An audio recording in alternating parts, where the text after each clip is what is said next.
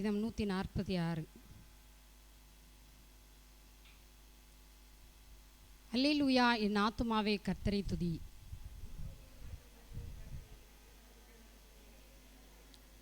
பிரபுக்களையும் ரட்சிக்க திராணி இல்லாத மனுப்புத்திரனையும் நம்பாதேயுங்கள்.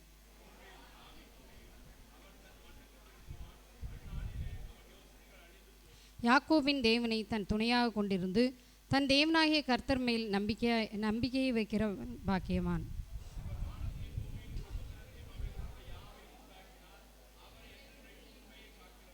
அவர் ஒடுக்கப்பட்டவர்களுக்கு நியாயம் செய்கிறார், பசியாயிருக்கிறவர்களுக்கு ஆகாரம் கொடுக்கிறார், கட்டுண்டவர்களை கர்த்தர் விடுதலையாக்குகிறார்.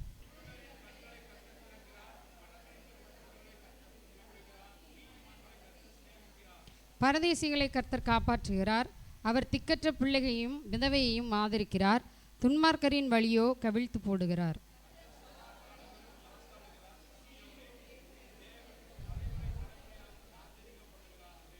அல்லேலூயா. நாம் யாவரும் அமர்ந்து கொள்வோம். ஆண்டவராக இயேசு கிறிஸ்துவின் நாமத்தினாலே உங்கள் யாவருக்கும் என்னுடைய வாழ்த்துதலை தெரிவித்துக் கொள்கிறேன். இந்த சங்கீதம் 146வது சங்கீதத்தில் 5வது வசனத்தை தியானிப்போம். யாக்கோபின் தேவனை தன் துணையாக கொண்டிருந்து தன் தேவனாகிய கர்த்தர் மேல் நம்பிக்கை வைக்கிற மனுஷன் பாக்கியவான். அல்லேலூயா. கர்த்தர் மேல் நம்பிக்கை வைக்கிறவன் பாக்கியவான்.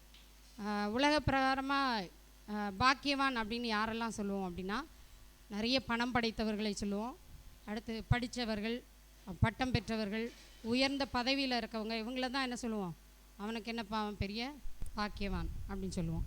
ஆனால் நம்முடைய வேதம் சொல்லுகிறது, சங்கீதங்களின் புஸ்தகம் 1ஆம் அதிகாரம் 2ஆம் வசனத்தை எடுத்தவர்கள் வாசிக்கலாம்.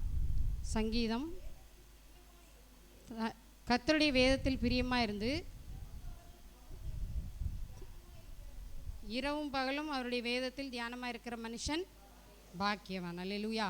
யாரை பாக்கியவான் வேதம் சொல்லுகிறதுனா, கர்த்தருடைய வேதத்தில் தியானமாக இருக்கிற மனுஷன், இரவும் பகலும் தியானமாக இருக்கிற மனுஷனை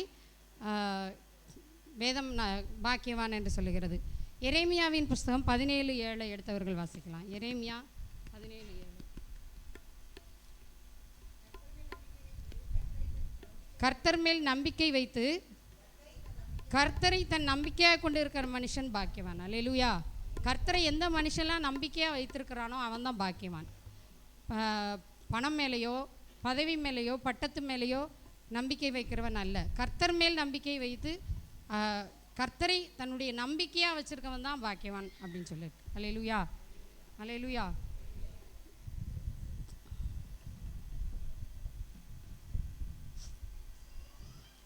யாக்கோபின் தேவன் தன் துணையாக கொண்டிருந்து, யாக்கோபின் தேவனை தன் துணையாக கொண்டிருந்து, அவர் ஒருத்தர் மாத்திரமே நமக்கு துணையாக இருக்கிறார். அல்லேலூயா.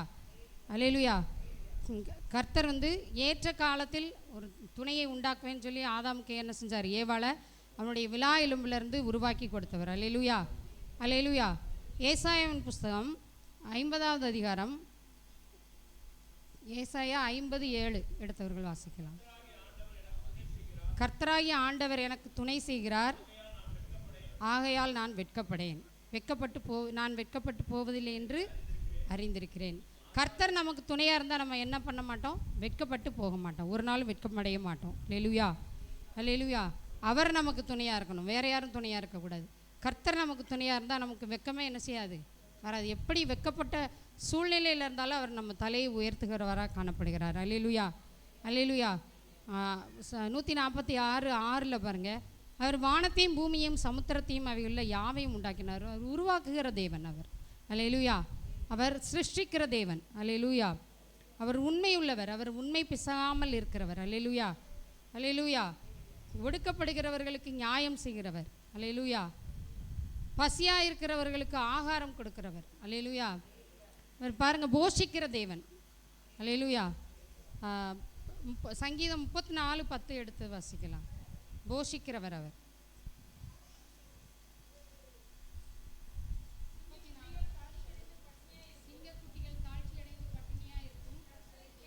கர்த்தரை தேடுகிறவர்களுக்கோ ஒரு நன்மையும் குறைபடாது. அல்லேலூயா. காட்டுக்கு ராஜா சிங்கம், அதனுடைய குட்டிகள் கூட என்னவா இருக்குமா, பட்னியாக இருக்கும். ஆனால் ஆண்டவரை தேடுறவங்களுக்கு ஒரு நாளும் என்ன செய்யாது, ஒரு குறைவும் வராது. 37 25 வாசிக்கலாம். சங்கீதம் 37:20. நான் இளைஞனாக இருந்தேன், முதிர் வயது உள்ளவனும் ஆனேன், ஆனாலும் நீதிமான் கைவிடப்பட்டதையும் அவன் சந்ததி அப்பத்துக்கு இறந்து திரிகிறதையும் நான் காணவில்லை. அல்லேலூயா. அவர் போஷிக்கிற தேவனாக இருக்கிறார். அல்லேலூயா. நீங்கள் எவ்வளோ உங்களுடைய சந்ததியெல்லாம் நீங்கள் ஆண்டவரை அன்பு கூறுகிறவர்களாய், ஆண்டவரை நம்புகிறவர்களாய் காணப்பட்டால் உங்களை எப்படி ஆண்டவர் போஷிக்கிறாரு? உங்களுடைய சந்ததி தலைமுறை தலைமுறையாய் போஷிக்கிறவராய் காணப்படுகிறார். அல்லேலூயா. அல்லேலூயா. இயேசுவின் இரத்தத்தால் கழுவப்பட்டு நீதிமான்களாக்கப்படுகிற ஒவ்வொருவரையும் தேவன் நேசிக்கிறார். அல்லேலூயா. 8வது வசனத்தை வாசிக்கலாம். நீதிமான்களை கர்த்தர் சிநேகிக்கிறார். அல்லேலூயா. இப்படிதான் ஆபிரகாமை அவர் என்ன சிநேகிதன் என்று அழைத்தார். ஆபிரகாமை அவர் சிநேகிதன் என்று அழைத்தார். அவரை நேசித்தார். தன்னுடைய ரகசியங்களை எல்லாம் ஆபிரகாமுக்கு சொன்னார். அதே போல் நீதிமான்களாய் காணப்படுகிற நம்ம ஒவ்வொருவருக்கும் தேவன் என்ன செய்கிறார்? நம்மை நேசிக்கிறவராய் காணப்படுகிறார். அவருடைய ரகசியங்களை, அவருடைய காரியங்களை எல்லாவற்றையும் நமக்கு வெளிப்படுத்துகிறார். அல்லேலூயா. அல்லேலூயா. கர்த்தர் நம்மை சதா காலமும் தலைமுறை தலைமுறையாக நம்மை ஆள நாம் எல்லாரும் என்ன செய்யணும்? கர்த்தரிடத்தில் நம்மை ஒப்பு கொடுக்கணும். அவரிடத்துல நம்முடைய நம்பிக்கையை வைக்க வேண்டும். அல்லேலூயா. கர்த்தர் தாமே இந்த சிறு செய்தி ஆசீர்வதிப்பாராக. நாம் யாவரும் தலைகளை தாழ்த்தி தேவனை நோக்கி பார்ப்போம். எங்களை மிகவும் நேசிக்கிற நல்ல தகப்பனே, உம்மை நன்றியோடு துதிக்கிறோம். ஆண்டவரே ஸ்தோத்தரிக்கிறோம். அப்பா ஸ்தோத்திரம். இந்த சிறிய சங்கீதத்திற்காக உமக்கு நன்றி செலுத்துகிறோம். ஆண்டவரே, நீர் உருவாக்குகிற தேவன், சிருஷ்டிக்கிற தேவன், போஷிக்கிற தேவன். அப்பா ஸ்தோத்திரம் ஸ்தோத்திரம். எங்களுக்கு துணை செய்கிற தேவன். அப்பா அநேக குணாதிசயங்களோடு வெளிப்படுகிறீர் ஆண்டவரே. அதற்காக உமக்கு நன்றி செலுத்துகிறோம்.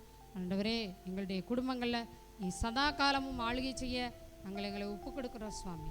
ஆண்டவரே ஸ்தோத்திரம். எங்கள் குடும்பங்களை ஆளுகை செய்வீராக, எங்கள் சபையை ஆளுகை செய்வீராக. எல்லா துதி கன மகிமை எல்லாவற்றையும் ஒருவருக்கே செலுத்துகிறோம். இயேசுவின் மூலம் ஜெபங்கள் ஜீவனுள்ள நல்ல பிதாவே. ஆமென்.